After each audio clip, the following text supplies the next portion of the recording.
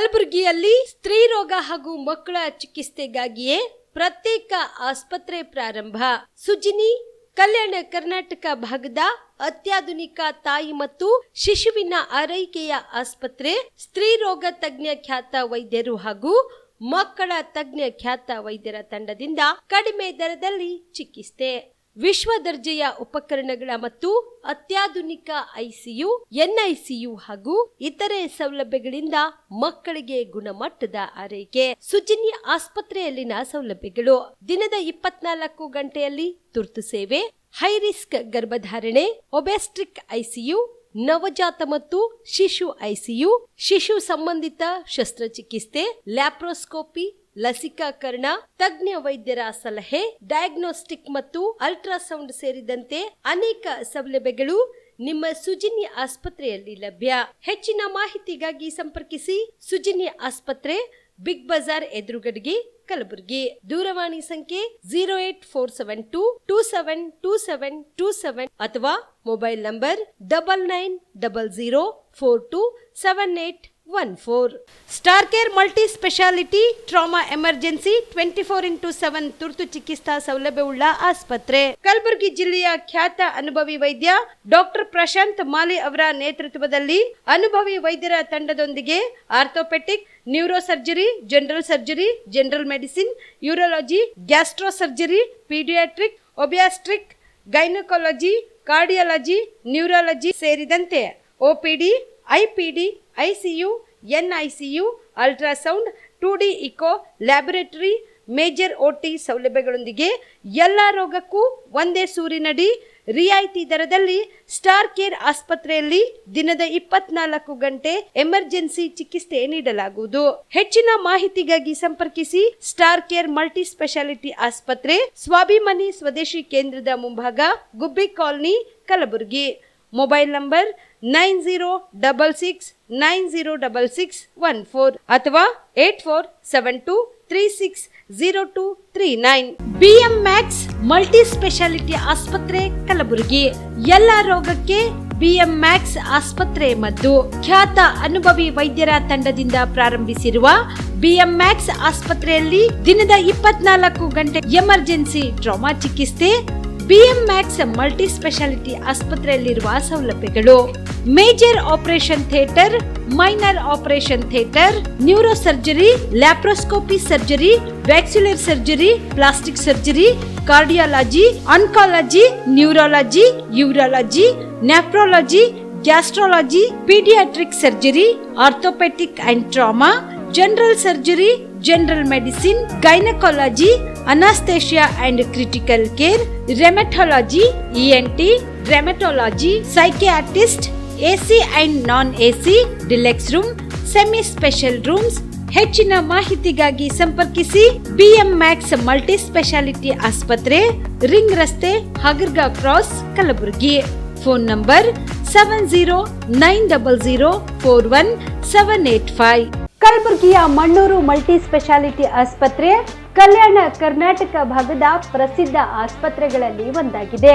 Doctor Farooq Mannur ಸಾರಥ್ಯದಲ್ಲಿ ಅತ್ಯಂತ ಅನುಭವಿ ವೈದ್ಯರಿಂದ ಉತ್ತಮ ಚಿಕಿತ್ಸೆ ನೀಡಲಾಗುತ್ತಿದೆ. ಮಣ್ಣೂರು ಮಲ್ಟಿ ಸ್ಪೆಷಾಲಿಟಿ ಆಸ್ಪತ್ರೆಯಲ್ಲಿ ಸಿಗುವ ಚಿಕಿತ್ಸೆಗಳು: general surgery, laparoscopy surgery, neuro surgery, orthopaedic surgery, plastic surgery, gastro surgery, onco surgery, gynaecology surgery, general medicine, paediatric, neuro surgery, cardiology, haematology, endocrinology, ENT ಮತ್ತು ophthal, general physician, gynaecology, paediatric, family medicine, urology, nephrology, radiology, dialysis, advance ICU ಮತ್ತು advance OT setup. ಅತ್ಯಾಧುನಿಕ ಸೌಲಭ್ಯವುಳ್ಳ ಕ್ಯಾಸುಲಿಟಿ, ದಿನದ 24 ಗಂಟೆ emergency trauma centre. ಹೆಚ್ಚಿನ ಮಾಹಿತಿಗಾಗಿ ಸಂಪರ್ಕಿಸಿ ಬಾರಾ hills circle, ring ರಸ್ತೆ, ಕಲಬುರಗಿ. Phone number 9538786108. ಬಿಲ್ವಾ ಆಸ್ಪತ್ರೆ ಕಲಬುರಗಿ ಜಿಲ್ಲೆಯ ಪ್ರತಿಷ್ಠಿತ ಆಸ್ಪತ್ರೆಗಳಲ್ಲಿ ಒಂದಾಗಿದೆ. ಖ್ಯಾತ ವೈದ್ಯರಾದ ಡಾಕ್ಟರ್ ರೇಣು ಪ್ರಸಾದ್ ಚಿಕ್ಮಠ್ ಸಾರಥ್ಯದಲ್ಲಿ ಖ್ಯಾತ ಅನುಭವಿ ವೈದ್ಯರಿಂದ ಉತ್ತಮ ಚಿಕಿತ್ಸೆ ನೀಡಲಾಗುತ್ತಿದೆ. ಕಲ್ಯಾಣ ಕರ್ನಾಟಕ ಭಾಗದಲ್ಲಿ ಪ್ರಪ್ರಥಮ ಬಾರಿಗೆ robotic hip and knee replacement ಚಿಕಿತ್ಸೆ ನೀಡುತ್ತಿರುವ ಏಕೈಕ ಆಸ್ಪತ್ರೆ ಬಿಲ್ವಾ ಆಸ್ಪತ್ರೆಯಾಗಿದೆ. ಆಸ್ಪತ್ರೆಯಲ್ಲಿ ಸಿಗುವ ಚಿಕಿತ್ಸೆಗಳು: general surgery, laparoscopy surgery, neuro surgery, orthopaedic surgery, plastic surgery, gastro surgery, onco surgery, gynaecology surgery, general medicine, paediatric, neuro surgery, cardiology, haematology, endocrinology, ENT ಮತ್ತು ophthal, general physician, urology, nephrology, radiology, dialysis, advance ICU and advance OT setup, ಅತ್ಯಾಧುನಿಕ ಸೌಲಭ್ಯವುಳ್ಳ casualty, 24x7 emergency trauma centre. ಹೆಚ್ಚಿನ ಮಾಹಿತಿಗಾಗಿ ಸಂಪರ್ಕಿಸಿ ಬಿಲ್ವಾ ಆಸ್ಪತ್ರೆ, beside Amba Bhavani temple, new Jewargi road, Kalaburagi. Phone number 7420972719. ನೀವು ಕೂಡ ಕಣ್ಣಿನ ಸಮಸ್ಯೆ ಎದುರಿಸುತ್ತಿದ್ದೀರಾ? ಎಲ್ಲಿ ಚಿಕಿತ್ಸೆ ಪಡೆಯಬೇಕು ಅಂತ ಯೋಚನೆ ಮಾಡ್ತಾ ಇದ್ದೀರಾ? ಮತ್ಯಾಕೆ ತಡ?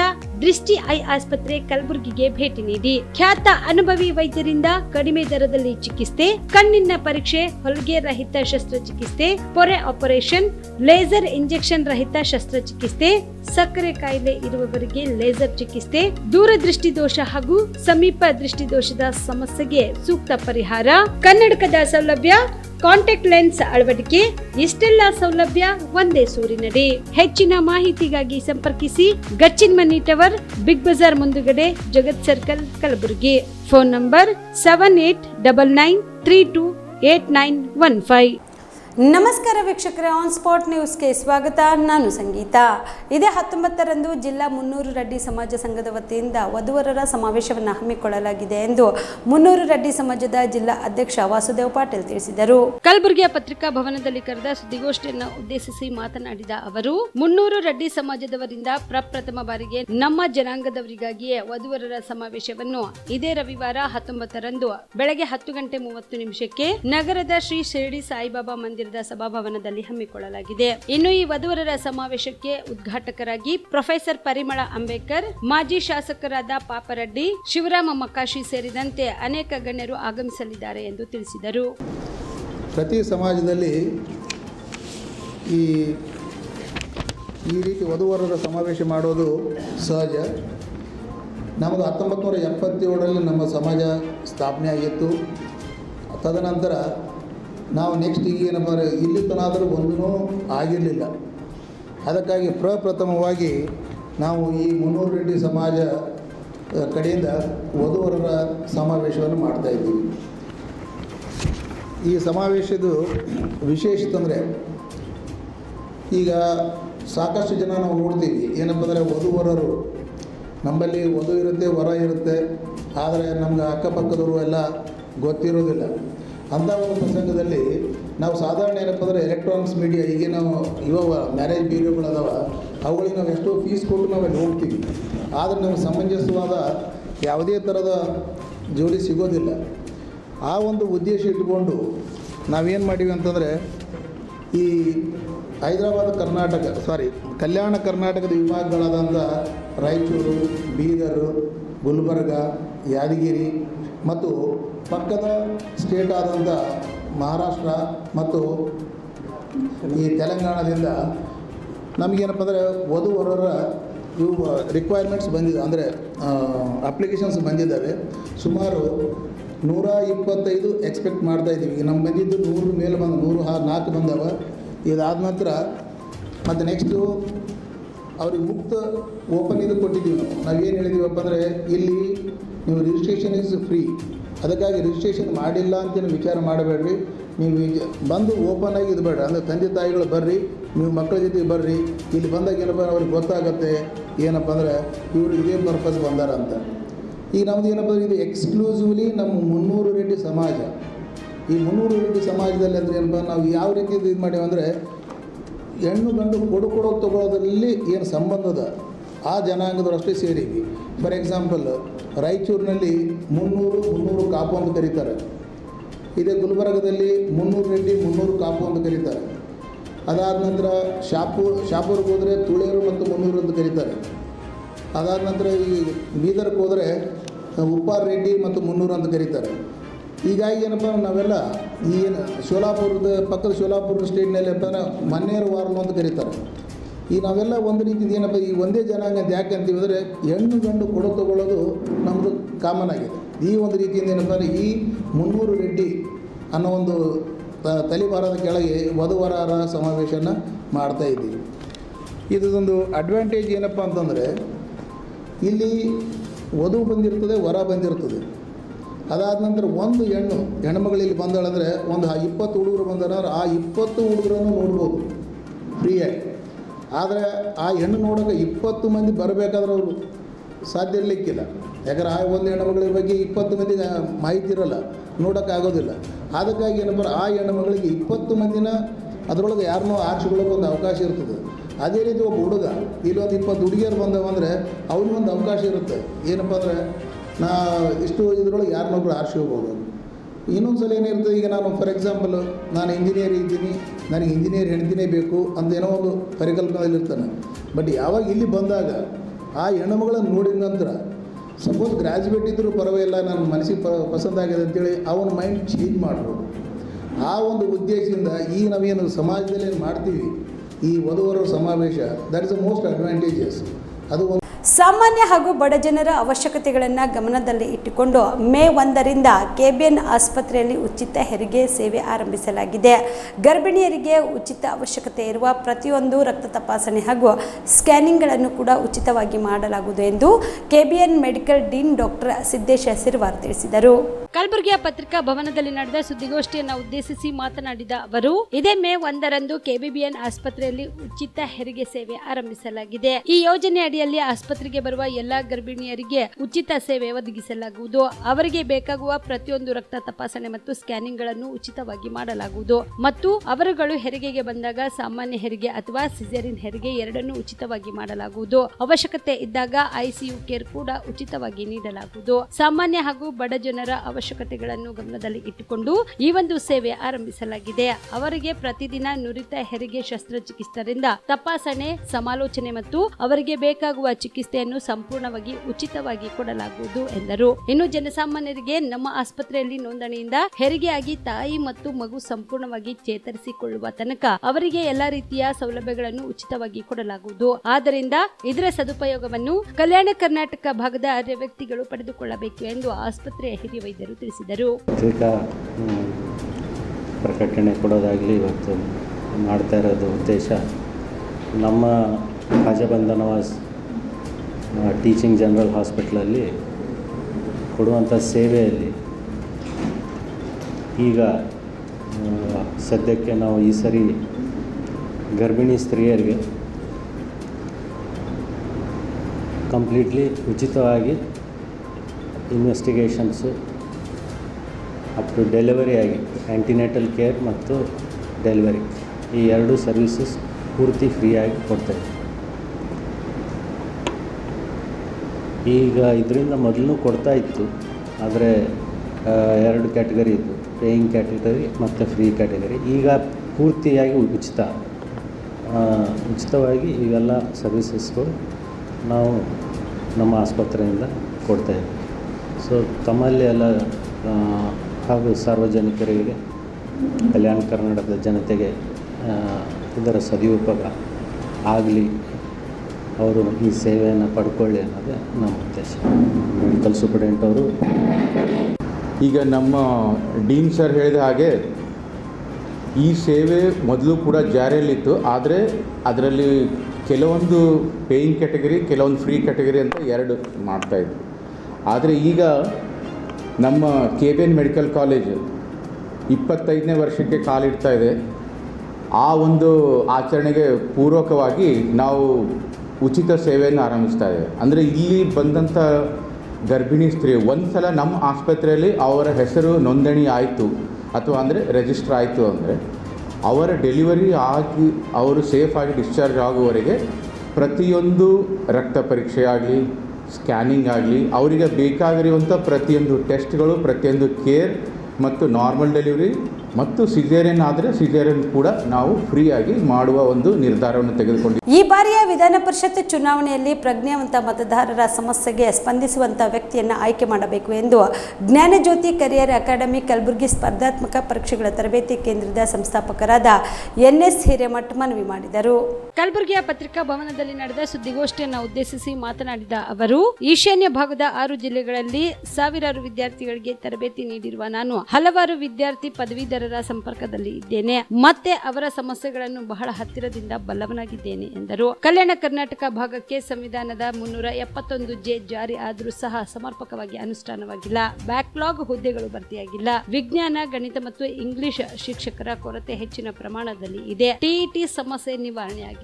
ಶಿಕ್ಷಕರ ನೇಮಕಾತಿ ಕೂಡ ಆಗಿಲ್ಲ. ವೇತನ ತಾರತಮ್ಯ, ಹಳೆ ಪಿಂಚಣಿ ಸೇರಿದಂತೆ ಹಲವಾರು ಸಮಸ್ಯೆಗಳು ಗಮನದಲ್ಲಿ ಇಟ್ಟುಕೊಂಡು ಪದವೀಧರರು ಮತದಾನ ಮಾಡಬೇಕು ಎಂದು ಮನವಿ ಮಾಡಿದರು. ಮತದಾನ ನಡೆಯಲಿದೆ 2024 ಈ ಪದವೀಧರರೊಂದಿಗೆ ನನ್ನ ಒಡನಾಟ ಸುಮಾರು ಗುಲ್ಬರ್ಗಾ ನಗರದಲ್ಲಿ ಈ 6 ಜಿಲ್ಲೆಗಳಲ್ಲಿ 12 ವರ್ಷಗಳಿಂದ ನಡೀತಾ ಇದ್ದೇನೆ. KS ಪ್ರಿಲಿಮಿನರಿ ಹಿಡ್ಕೊಂಡು ಇತರೆ SDA, FDA, PDO, TET, CET ಎಲ್ಲ ಸ್ಪರ್ಧಾತ್ಮಕ ಪರೀಕ್ಷೆಗಳಿಗೆ ಪದವೀಧರಿಗೆ ತರಬೇತಿಯನ್ನು ನೀಡ್ತಾ ಬರ್ತಾ ಇದ್ದೀನಿ. ಅವರ ಜೊತೆಗೆ ಒಡನಾಟ ಇರುವುದರಿಂದ, ಆ ಪದವೀಧರರ ಜೊತೆಗೆ ಒಡನಾಟ ಇರುವುದರಿಂದ ಅವರ ಗೆಲ್ಲುವಂಥ ಸಮಸ್ಯೆಗಳನ್ನು ಬಲ್ಲವನಾಗಿದ್ದೇನೆ. ಈ ಪದವೀಧರರೊಂದಿಗೆ ಅನೇಕ ಪ್ರಜ್ಞಾವಂತ ಗೌರವಾನ್ವಿತ ಶಿಕ್ಷಕರು, ಉಪನ್ಯಾಸಕ ಬಂಧುಗಳು, ಮಾನ್ಯ ನ್ಯಾಯವಾದಿಗಳು ಮತ್ತು ಎಲ್ಲರೂ ಈ ಚುನಾವಣೆಯಲ್ಲಿ ಮತದಾನವನ್ನು ಸಲ್ಲಿಸ್ತಾ ಇದ್ದಾರೆ. ಆದರೆ ಇಲ್ಲಿ 6 ವರ್ಷಗಳಿಂದಲೂ ಕೂಡ ಮತ್ತೆ 6 ವರ್ಷಗಳು ಬರ್ತಾ ಇದ್ದರೆ ಒಂದು ಆರಾಂಶದಷ್ಟು ಏನು ಪದವೀಧರರ ಆಯ್ಕೆಯಾಗಿ ಹೋಗ್ತಾರೆ ಆ ವಿಧಾನ ಪರಿಷತ್ತಿಗೆ, ಅಲ್ಲಿ ಪದವೀಧರರ ಸಮಸ್ಯೆಗಳನ್ನು ಆಲಿಸುವಂಥ ವ್ಯಕ್ತಿ ನಿಜವಾಗಲೂ ಕೂಡ ಆಯ್ಕೆಯಾಗಿ ಹೋಗಬೇಕಾಗಿದೆ. ಆದರೆ ಇವತ್ತು ಏನಾಗ್ತಾ ಇದೆ ಅಂದರೆ ಅತ್ಯಂತ ಆರ್ಥಿಕವಾಗಿ ಪ್ರಬಲ ಇರತಕ್ಕಂತಹ ವ್ಯಕ್ತಿಗಳು ಹೋಗಿ ನಮ್ಮ ದನಿಗೆ ಏನಾಗ್ತಾ ಇಲ್ಲ, ಸ್ಪಂದಿಸ್ತಾ ಇಲ್ಲ ಅನ್ನೋದು ನನ್ನ ಅಭಿಪ್ರಾಯ.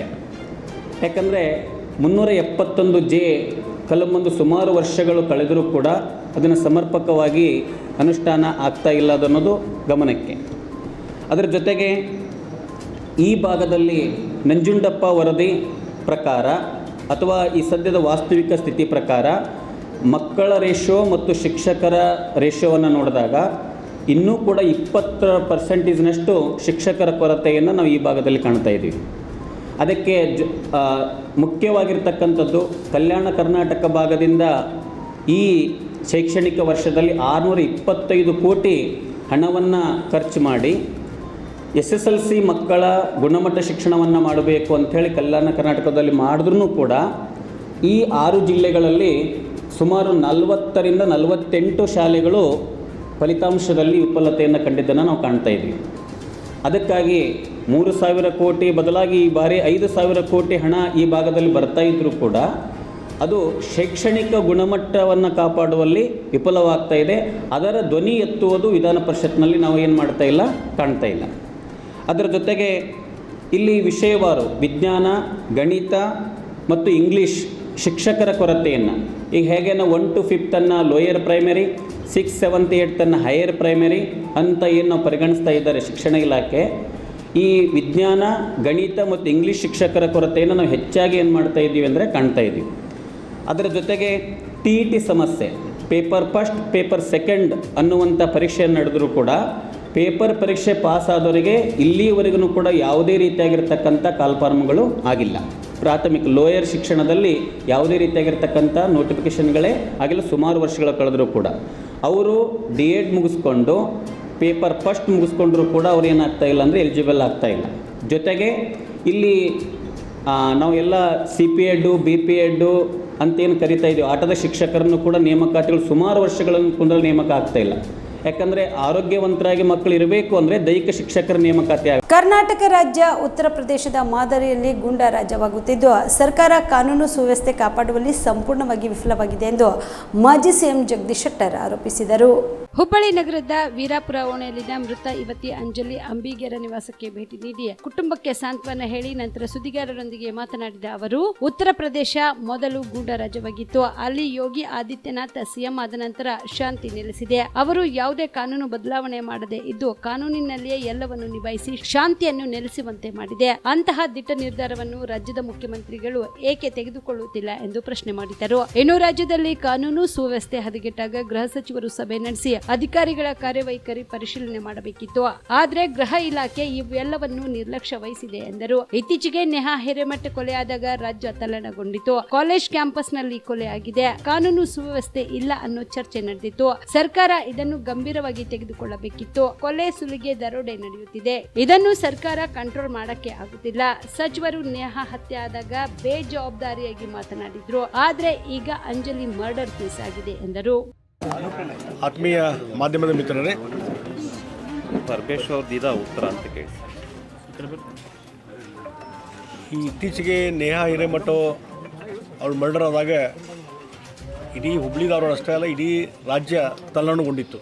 ಏನಪ್ಪ ಈ ರೀತಿ ಹಾಡಾಗಲೇ ಕಾಲೇಜ್ ಕ್ಯಾಂಪಸ್ನಲ್ಲಿ ಒಬ್ಬ ಹುಡುಗಿಯ ಮರ್ಡರ್ ಆಗ್ತದೆ ಅಂತಂದರೆ ಇವತ್ತು ಕಾನೂನು ಸುವ್ಯವಸ್ಥೆ ಇದೇನೋ ಇಲ್ಲ ಅನ್ನುವಂಥ ರೀತಿಯಲ್ಲಿ ಜನ ಚರ್ಚೆ ಮಾಡ್ತಾಯಿದ್ರು. ಮತ್ತು ಒಂದು ರೀತಿ ಭಯದ ವಾತಾವರಣ ಇಡೀ ರಾಜ್ಯದಲ್ಲಿ ಆವರಿಸಿದೆ. ಅದಾದಮೇಲಾದರೂ ಸರ್ಕಾರ ಎಚ್ಚರ ಆಗಬೇಕಾಗಿತ್ತು. ಒಂದು ಬಿಗಿ ಆಡಳಿತ ಮತ್ತು ಅದರಲ್ಲಿ ಗೃಹ ಇಲಾಖೆ ನಿರ್ವಹಣೆ ಮಾಡುವಂಥವರು ಇದ್ರ ಬಗ್ಗೆ ಹೆಚ್ಚಿನ ರೀತಿ ಗಂಭೀರವಾಗಿ ಇದನ್ನೆಲ್ಲ ತೆಗೆದುಕೊಳ್ಬೇಕಾಗಿತ್ತು.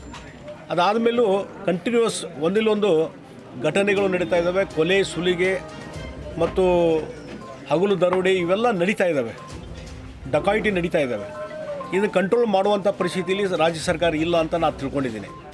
ಮತ್ತು ಹೋಮ್ ಮಿನಿಸ್ಟ್ರು ಬೇಕಾಬಿಟ್ಟಿಯಾಗಿ ಸ್ಟೇಟ್ಮೆಂಟ್ಗಳು ಕೊಡುವಂಥದ್ದು ನಾನು ನೋಡ್ತಾ ಇದ್ದೀನಿ. ಈ ನೇಹಾ ಹಿರೇಮಠದ ಎಕ್ಸಾಂಪಲ್ ತೊಗೊಂಡಾಗ ಫಸ್ಟ್ ಅವ್ರು ಹೇಳಿದ್ದು ಇದು ಪರ್ಸ್ನಲ್ ಅನ್ನುವಂಥದ್ದು. ಯಾರು? ಹೋಮ್ ಮಿನಿಸ್ಟ್ರು, ಸಿ ಎಮ್ ಹೇಳಿದ್ದು. ಯಾವುದೋ ಇನ್ವೆಸ್ಟಿಗೇಷನ್ ನಡೀತಾ ಇದೆ, ಇನ್ವೆಸ್ಟಿಗೇಷನ್ ಆಗೋಕ್ಕೆ ಮುಂಚೆನೇ ಇದು ವೈಯಕ್ತಿಕವಾದಂಥದ್ದು ಹೇಳಿದರೆ ಅದ್ರ ಮೆಸೇಜ್ ಏನು ಹೋಗ್ತದೋ? ಇನ್ವೆಸ್ಟಿಗೇಷನ್ ಬಿಡಬೇಕು, ಇನ್ವೆಸ್ಟಿಗೇಷನ್ ರಿಪೋರ್ಟ್ ತೊಗೋಬೇಕು. ಏನೇ ಹೇಳೋದಾದರೆ ಪೊಲೀಸ್ ಅಧಿಕಾರಿಗಳು ಹೇಳಬೇಕಾಗ್ತದೆ ಇನ್ವೆಸ್ಟಿಗೇಷನ್ ಮಾಡುವಂಥವ್ರು. ಅದೇನೂ ಮಾಡೋದು ಈ ಬೇಜವಾಬ್ದಾರಿ ಹೇಳಿಕೆ ಕೊಡುವ ಮುಖಾಂತರ ಈ ರೀತಿಯಾದ ಮರ್ಡರ್ ಆದಂಥ ಸಂದರ್ಭದಲ್ಲಿ ಅದನ್ನು ಗಂಭೀರವಾಗಿ ತೆಗೆದುಕೊಳ್ಳೇ ಇಲ್ಲ ಸರ್ಕಾರ. ಅದಾದಮೇಲೆ ಈಗ ಅಂಜಲಿ, ಈಗ 2-3 ದಿವಸದಿಂದ ನಡೆದಂಥ ಘಟನೆ, ಅಂಜಲಿ ಮರ್ಡರ್ ಕೇಸು, ಇವನ್ನೆಲ್ಲ ನೋಡಿದಾಗ ಅವಳ ಅಮ್ಮನ ನಾವು ಮಾತುಕತೆ ನೋಡಿದರೆ ಈ ರೀತಿಯಾದಂಥ ಒಂದು ವಾತಾವರಣ ಮೊದಲಿಂದ ಇದೆ, ಥ್ರೆಟ್ ಕೊಡುವಂಥದ್ದು ಮತ್ತೊಂದು. ಮತ್ತು ಅವಳು ಹೇಳಿದ್ರು ಅವ್ರ ಅಮ್ಮ ಏನಂದರೆ, ನಾನು ಪೊಲೀಸ್ ಸ್ಟೇಷನ್ಗೆ ಹೋಗಿ ಈ ರೀತಿ ನಮ್ಮ ಹುಡುಗಿಗೆ ಬಂದು ಈ ಹುಡುಗ ಥ್ರೆಟ್ ಕೊಡ್ತಾ ಇದ್ದಾನೆ, ಏನಾದರೂ ಅನಾಹುತ ಆಗ್ತದೆ, ಅದಕ್ಕೆ ನಮಗೆ ರಕ್ಷಣೆ ಕೊಡಿ ಅಂತ ಹೋಗಿ ಕೇಳಿರಲಿ.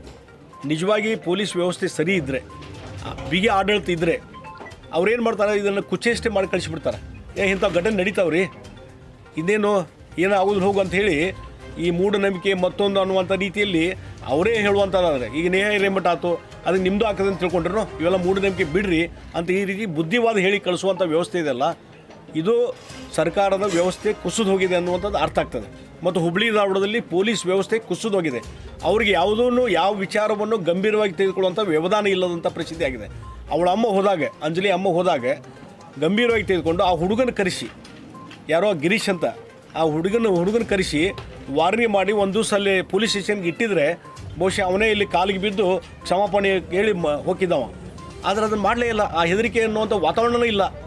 ಹೀಗಾಗಿ ಆತ ಫ್ರೀಯಾಗಿ ಅಡ್ಡಾಡಿದ. ಮತ್ತು ಬೆಳಗ್ಗೆ 5 ಗಂಟೆಗೆ ಬಂದು ಬಾಗಲ ಬಡಿದು ಮರ್ಡರ್ ಮಾಡಿ ಹೋಗ್ತಾನಂತಂದರೆ ಅಂದರೆ ಪೊಲೀಸರ ಹೆದರಿಕೆನೇ ಇಲ್ಲ. ಹೀಗೆ ಯಾವಾಗ ಪೊಲೀಸ್ ಹೆದರಿಕೆ ಇಲ್ಲ ಅಂತಂದರೆ ಕಾನೂನು ಸುವ್ಯವಸ್ಥೆ ಹದಗೆಟ್ಟಿದೆ ಅಂತ ತಿಳ್ಕೊಬೇಕಾಗಿದೆ. ಅದಕ್ಕಾಗಿ ಒಂದು ಪೊಲೀಸ್ ವ್ಯವಸ್ಥೆ ಕುಸಿದೋದ್ರೆ ಯಾವುದೇ ನಾಗರಿಕ ಶಾಂತ ರೀತಿಯಿಂದ ಬಾಳ್ವೆ ಮಾಡಲಿಕ್ಕೆ ಸಾಧ್ಯನೇ ಇಲ್ಲ.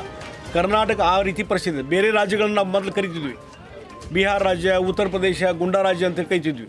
ಆದರೆ ಇವತ್ತು ನಿಜವಾಗಿ ಜೇವರ್ಗಿ ಪಟ್ಟಣದಲ್ಲಿ ಅಕ್ರಮವಾಗಿ ನಿರ್ಮಿಸಲಾದ ಕಟ್ಟಡಗಳ ತೆರವಿಗಾಗಿ ಕಲಬುರಗಿ ಜಿಲ್ಲಾಧಿಕಾರಿ ಹಾಗೂ ಸಹಾಯಕ ಆಯುಕ್ತರ ನೇತೃತ್ವದಲ್ಲಿ ತಂಡವನ್ನು ರಚಿಸಬೇಕು ಎಂದು ಜೇವರ್ಗಿಯ ಸಾಮಾಜಿಕ ಕಾರ್ಯಕರ್ತ ಈರಣ್ಣ ಪಾಟೀಲ್ ಒತ್ತಾಯಿಸಿದರು.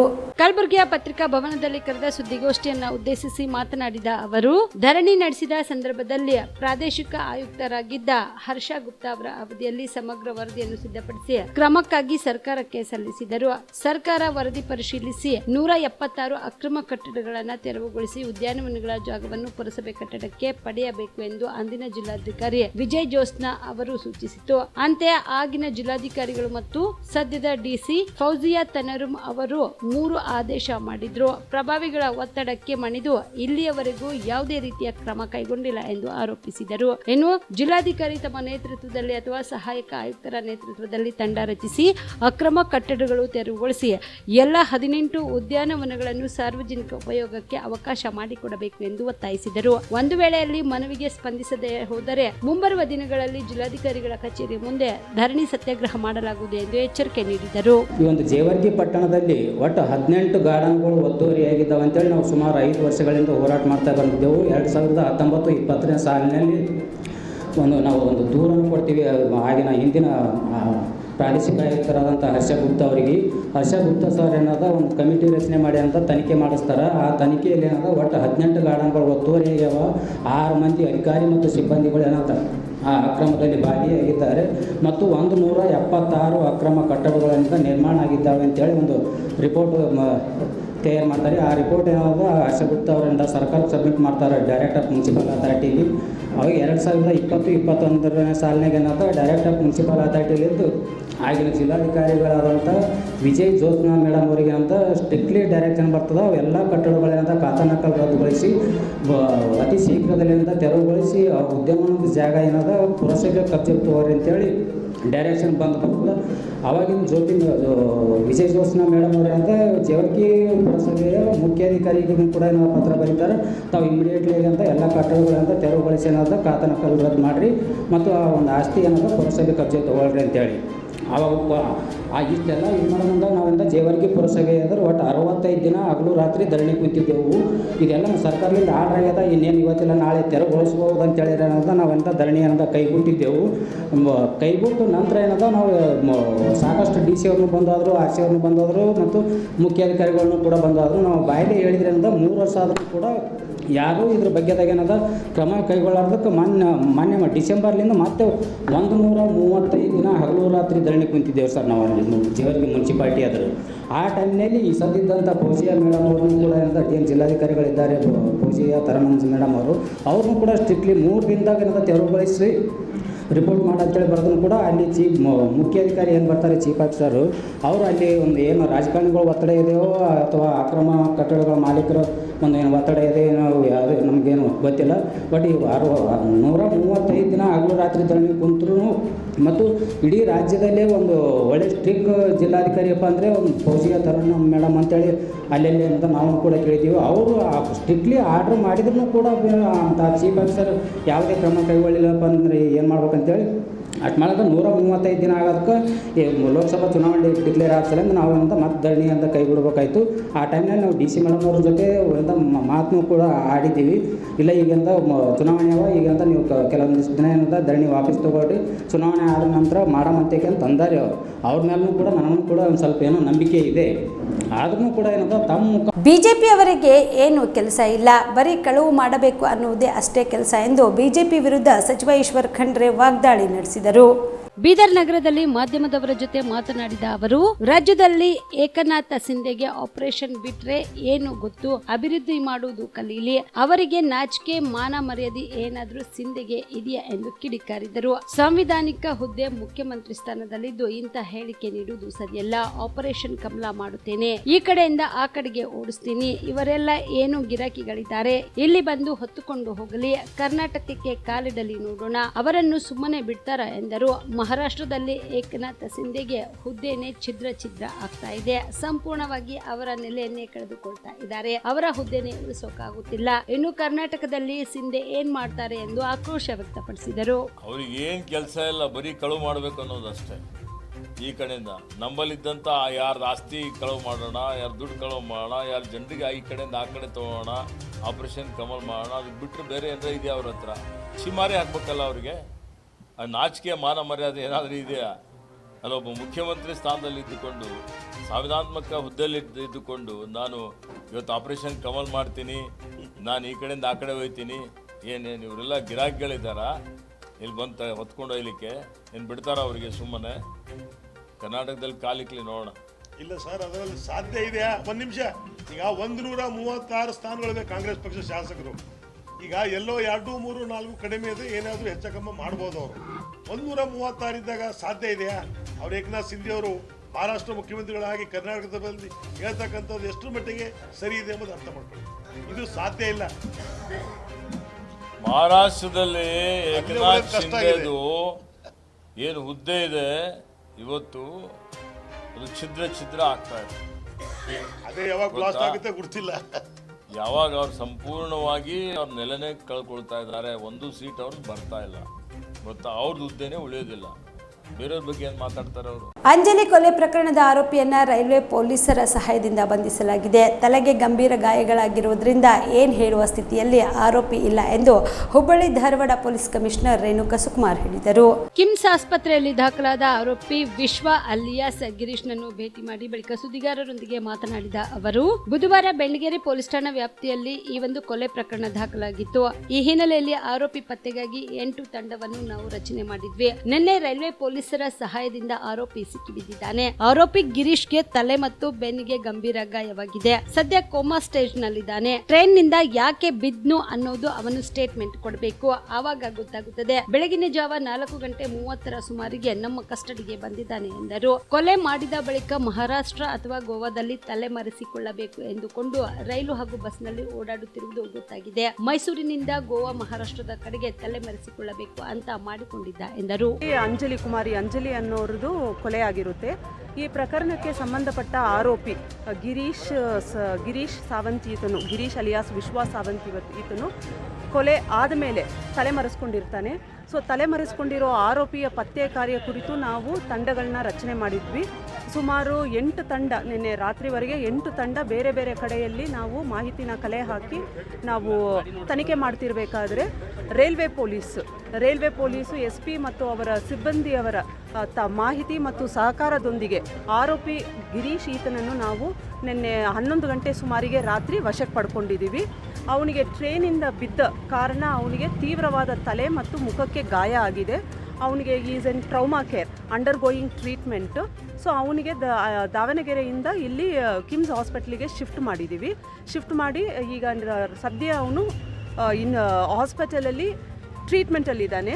ಟ್ರೀಟ್ಮೆಂಟಿಂದ ಅವನು ಗುಣಮುಖ ಆದಮೇಲೆ ನಾವು ಮತ್ತೆ ಅವನ್ನ ಪೊಲೀಸ್ ವಶಕ್ಕೆ ಪಡ್ಕೊಂಡು ತನಿಖೆಯನ್ನು ಮುಂದುವರಿಸ್ತೀವಿ.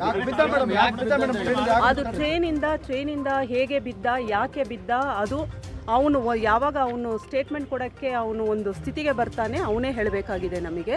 ಮತ್ತು ಅದು ಬೇರೆ ಬೇರೆ ಆ್ಯಂಗಲಿಂದನೂ ನಾವು ಇನ್ವೆಸ್ಟಿಗೇಷನ್ ಮಾಡ್ತಾ ಇದ್ದೀವಿ.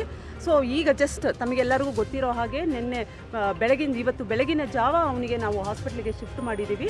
ಇನ್ನು ನಾನು ಹೇಳಿದ ಹಾಗೆ ಅವನು ಟ್ರೀಟ್ಮೆಂಟಲ್ಲಿರೋದ್ರಿಂದ, ತೀವ್ರ ಗಾಯ ಆಗಿರೋದ್ರಿಂದ ಅವನು ಸ್ಟೇಟ್ಮೆಂಟ್ ಕೊಡುವ ಸ್ಥಿತಿಯಲ್ಲಿಲ್ಲ ಪ್ರಸ್ತುತ. ಅವನು ಹೆಡ್ ಅಂಜಲಿ ಮತ್ತು ಅವನು 15 ದಿನಗಳಿಂದ ಮದುವೆಯಾಗಿದ್ದರು, ಪರಸ್ಪರ ಫೋನ್ ಪೇ ಹಣವನ್ನು ಕಳಿಸಿದ್ದ, ಅವನು ಫೋನ್ ಬ್ಲಾಕ್ ಲಿಸ್ಟ್ಗೆ ಹಾಕಿದ್ದು ಅನ್ನೋ ವಿಚಾರಗಳೆಲ್ಲ ಬೆಳಕಿದೆ. ನಮಗೂ ಇವೆಲ್ಲ ಮಾಹಿತಿಗಳು ಕೇಳಿ ಬರ್ತಾ ಇದೆ. ಬಟ್ ಯಾವುದೊಂದನ್ನು ನಾವು ತನಿಖೆ ಮಾಡದೆ, ಪರಿಶೀಲನೆ ಮಾಡದೆ, ಪುರಾವೆ ಇಲ್ಲದೆ ನಮಗೆ ಹೇಳೋಕ್ಕಾಗೋದಿಲ್ಲ. ಬಟ್ ನೀವು ಹೇಳಿದ ಪ್ರತಿಯೊಂದು ಅಂಶ ನಮ್ಮ ಗಮನದಲ್ಲೂ ಇದೆ. ಅದರ ಬಗ್ಗೆ ಎಲ್ಲನೂ ನಾವು ತನಿಖೆ ಮಾಡ್ತೀವಿ. ಈಗ 4:15 ಸುಮಾರಿಗೆ ಅವನು ನಮ್ಮ ಕಸ್ಟಡಿಗೆ ಬಂದಿದ್ದಾನೆ. ಟ್ರೀಟ್ಮೆಂಟ್ ಆಗಿ ಅವನು ಸ್ಟೇಟ್ಮೆಂಟ್ ಕೊಡೋ ಸ್ಥಿತಿಗೆ ಬಂದ ಮೇಲೆ ನಾವು ಏನು ತನಿಖೆಯನ್ನು ಕೈಗೊಂಡಿದ್ದೀವಿ ಇನ್ನೂ ಚುರುಕುಗೊಳಿಸಿ ಇನ್ನಷ್ಟು ಮಾಹಿತಿ ನಮಗೆ ಏನು ತಿಳಿದು ಬರುತ್ತೆ ತಮ್ಮೆಲ್ಲರ ಜೊತೆ ಹಂಚ್ಕೊಳ್ತೀವಿ. ಹೆಡ್ ಇಂಜುರಿ ಆಗಿದೆ, ಫೇಸ್ ಇಂಜುರಿ ಆಗಿದೆ. ಅವನು ಟ್ರೈನಿಂದ ಬಿದ್ದ ಅಂತ ಹೇಳಿ ರೈಲ್ವೆ ಪೊಲೀಸರು ಅವನಿಗೆ ಹಾಸ್ಪಿಟ್ಲಿಗೆ ಶಿಫ್ಟ್ ಮಾಡಿರ್ತಾರೆ. ಅದು ಯಾವ ಕಾರಣಕ್ಕಾಗಿ ಬಿದ್ದ, ಹೇಗೆ ಆಯಿತು ಅದು ಇನ್ಸಿಡೆಂಟು, ಅವರು ತನಿಖೆ ಮಾಡೋದಿದೆ. ನಾವು ಸಹ ತನಿಖೆಯಲ್ಲಿ ಆ ಅಂಶಗಳನ್ನ ಪರಿಶೀಲಿಸ್ತೀವಿ. ಅವೆಲ್ಲ ಅವನು ಮೈಸೂರಿಂದ ಅವನ ಪ್ರೈಮರಿಯಾಗಿ ನಮಗೆ ನಮಗೆ ತಿಳಿದು ಬಂದಿರೋ ಮಾಹಿತಿ ಅವನು ಗೋವಾ ಮಹಾರಾಷ್ಟ್ರ ಕಡೆ ಹೋಗಿ ತಲೆಮರೆಸ್ಕೋಬೇಕು ಅಂತ ಹೇಳಿ ಅವನದು ಪ್ಲ್ಯಾನ್ ಇತ್ತು. ಆ ಕಡೆ ಹೊರಟಿದ್ದ ಅವನು. ಮಧ್ಯದಲ್ಲಿ ಇದೊಂದು ಇನ್ಸಿಡೆಂಟ್ ನಡೆದಿದೆ. ಆ್ಯಸ್ ಐ ಸೆಡ್, ಇನ್ವೆಸ್ಟಿಗೇಷನ್ ಇವಾಗ ಸ್ಟಾರ್ಟ್ ಮಾಡ್ಕೊಂಡಿದ್ದೀವಿ. ನಮಗೆ ಏನೇನು ಅಂಶಗಳು ನಮಗೆ ತಿಳಿದು ಬರುತ್ತೆ ಕಾಲಕ್ಕೆ ತಮ್ಮ ಜೊತೆನೂ ನಾವು ಶೇರ್ ಮಾಡ್ತೀವಿ. ಇವಿಷ್ಟು ಈವರೆಗಿನ ಸುದ್ದಿಗಳು. ಹೀಗೆ ನೋಡ್ತಾ ಇರಿ ಆನ್ ಸ್ಪಾಟ್ ನ್ಯೂಸ್. ಇದು ಕ್ಷಿಪ್ರ, ನಿಖರ, ನೇರ. ನವಜೀವನ ಬ್ಲಡ್ ಸೆಂಟರ್ ಕಲಬುರಗಿ ಜಿಲ್ಲೆಯ ಬೃಹತ್ blood bank Navajeevan blood centre ನಲ್ಲಿ ಎಲ್ಲಾ ಗ್ರೂಪ್ನ ರಕ್ತದ ಜೊತೆಗೆ ಎಸ್ಡಿಪಿ, ಪಿಆರ್ಪಿ, ಆರ್ಡಿಪಿ, ಎಫ್ಎಫ್ಪಿ, ಪ್ಲೇಟ್ಲೆಸ್ 24x7 ಲಭ್ಯ. ಕಲಬುರಗಿ ಜಿಲ್ಲೆಯ ಎಲ್ಲ ಆಸ್ಪತ್ರೆಯ ಬಾಗಿಲಿಗೆ ತುರ್ತು ಸೇವೆ. ಹೆಚ್ಚಿನ ಮಾಹಿತಿಗಾಗಿ ಸಂಪರ್ಕಿಸಿ ಓಲ್ಡ್ RTO ಕಚೇರಿ, ASM ಆಸ್ಪತ್ರೆ ಹತ್ತಿರ, ಕಲಬುರಗಿ. ಮೊಬೈಲ್ ನಂಬರ್ 8147796454 ಮತ್ತು 08472240066 ಕಾಮರೆಡ್ಡಿ ಆರ್ಥೋ ಮತ್ತು ಟ್ರಾಮಾ ಕೇರ್ ಆಸ್ಪತ್ರೆ, ಕಲಬುರಗಿ. ಡಾಕ್ಟರ್ SB ಕಾಮರೆಡ್ಡಿ ಹಾಗೂ ಡಾಕ್ಟರ್ ಪ್ರತಿಮಾ S ಕಾಮರೆಡ್ಡಿ ಸಾರಥ್ಯದಲ್ಲಿ ಕಳೆದ 11 ವರ್ಷಗಳಿಂದ ಸಾವಿರಾರು ರೋಗಿಗಳಿಗೆ ದಿನದ 24 ಗಂಟೆ ತುರ್ತು ಸೇವೆ ನೀಡಿದ ಶ್ರೇಯಸ್ಸು. ಆರ್ಥೋ ಚಿಕಿತ್ಸೆಗೆ ನುರಿತ ವೈದ್ಯರ ತಂಡ, neuro surgery, joint replacement surgery, interventional pain clinic, plastic surgery, facial maxillo surgery, ದಿನದ 24 ಗಂಟೆ ಲ್ಯಾಬ್ ಸೌಲಭ್ಯ, ದಿನದ 24 ಗಂಟೆ ಮೆಡಿಕಲ್ ಸೌಲಭ್ಯ, ಡಿಜಿಟಲ್ ಎಕ್ಸ್ರೇ, ದಿನದ 24 ಗಂಟೆ ಬ್ಲಡ್ ಬ್ಯಾಂಕ್ ಸರ್ವಿಸ್, ದಿನದ 24 ಗಂಟೆ ಆಂಬ್ಯುಲೆನ್ಸ್ ಸೌಲಭ್ಯ. ಹೆಚ್ಚಿನ ಮಾಹಿತಿಗಾಗಿ ಸಂಪರ್ಕಿಸಿ ಸರ್ಕಾರಿ ITI ಕಾಲೇಜು ಮುಂಭಾಗ, ಕಾಮರೆಡ್ಡಿ ಆರ್ಥೋ ಮತ್ತು ಟ್ರಾಮಾ ಕೇರ್ ಆಸ್ಪತ್ರೆ, ಕಲಬುರಗಿ. Phone number 08472256163.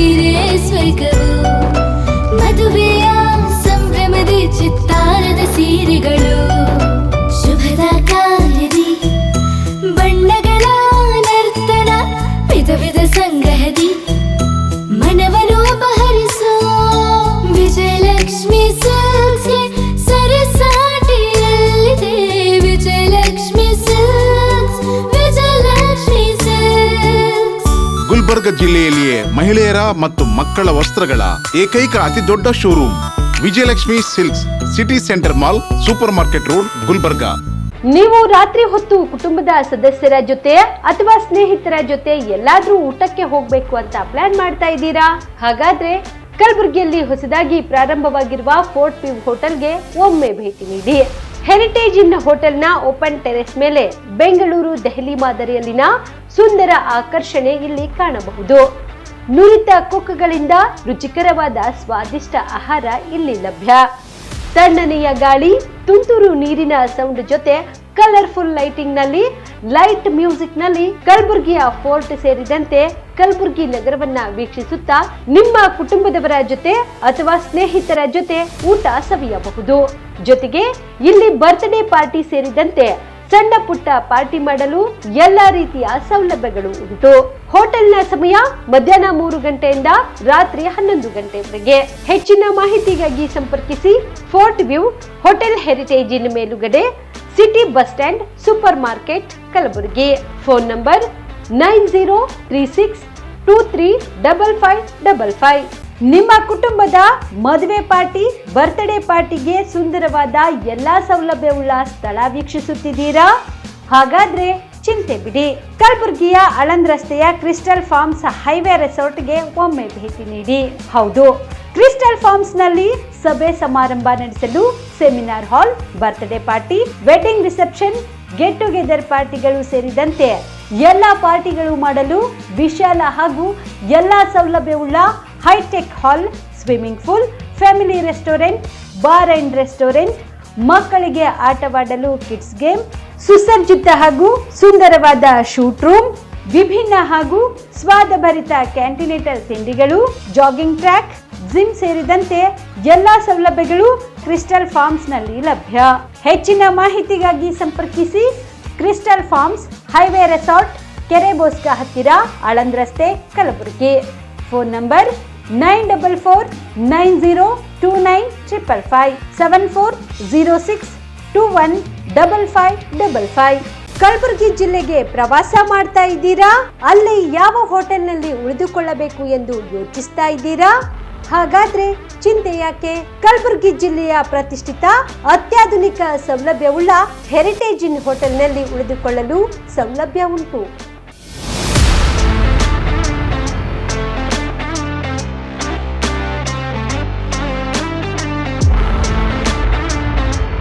ಜೊತೆಗೆ ಇಲ್ಲಿ ಅತ್ಯಾಧುನಿಕ ಸೌಲಭ್ಯವುಳ್ಳ ಡಿಲೆಕ್ಸ್ ರೂಮ್ಗಳು ಲಭ್ಯವಿದ್ದು ದಿನದ 24 ಗಂಟೆ ವೈಫೈ ಸೌಲಭ್ಯ ಕೂಡ ನೀಡಲಾಗಿದೆ.